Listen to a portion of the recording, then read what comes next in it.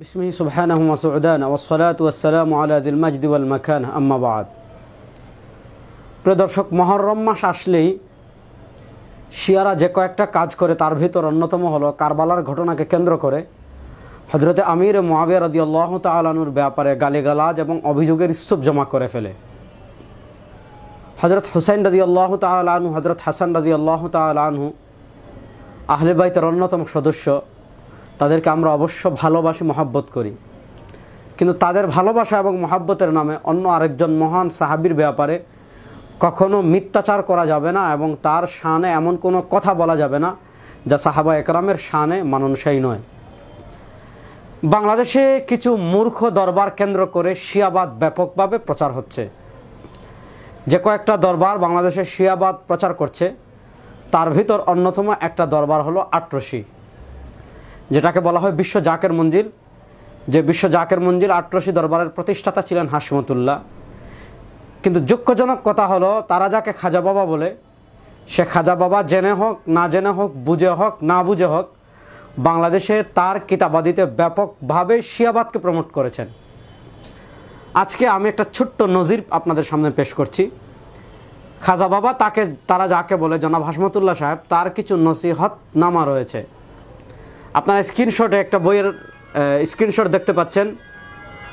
উপরে আল্লাহু আকবার লেখা, মুহররম ক্ষুধাপ্রাপ্তি জ্ঞানের আলোকে শাহ সুফি হযরত ফরিদপুরি কদ্দাসাল্লাহু সিররাহুল আজিজ কদ্দাসাল্লাহু সিররাহুল আজিজ সাহেবের নসিহত। অর্থাৎ এই বইয়ে তারা মুহররম মাসের কে কেন্দ্র করে খাজা বাবার নসিহত বলি কি করেছে, লিখেছে।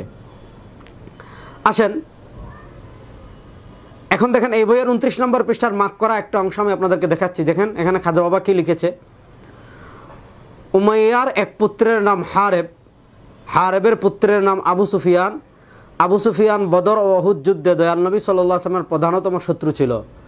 এই আবু সুফিয়ানের পুত্রের নাম মুআবিয়া, যে মুআবিয়া ইমাম হাসান রাদিয়াল্লাহু তাআলা আনহুকে বিষ প্রয়োগে হত্যা করেন। আপনারা ভালো করে স্ক্রিনশটটা দেখেন।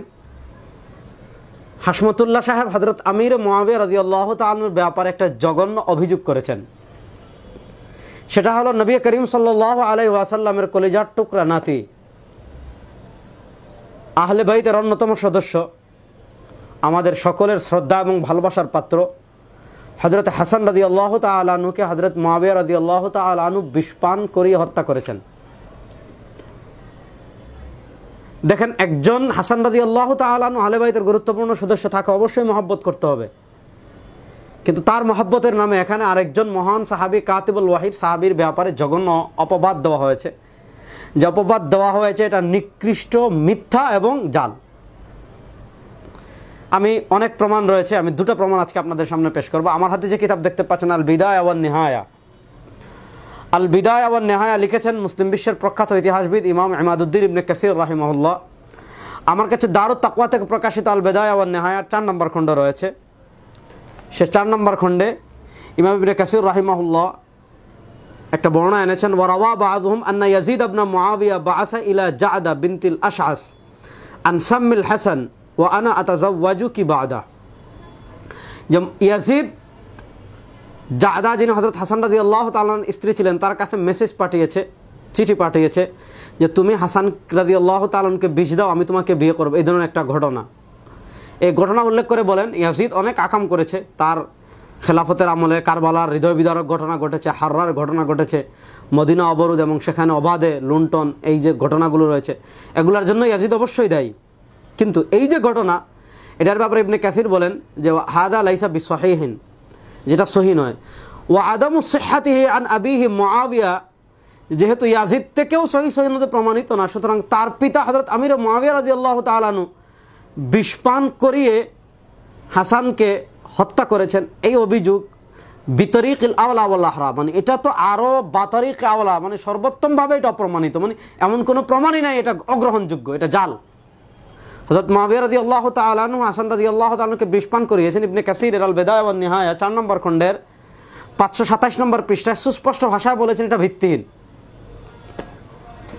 আমার কাছে রয়েছে মিনহাজুস সুন্নাতিন নবওয়িয়া ফি নকদি কালামিশ শিয়া ওয়াল কাদারিয়া।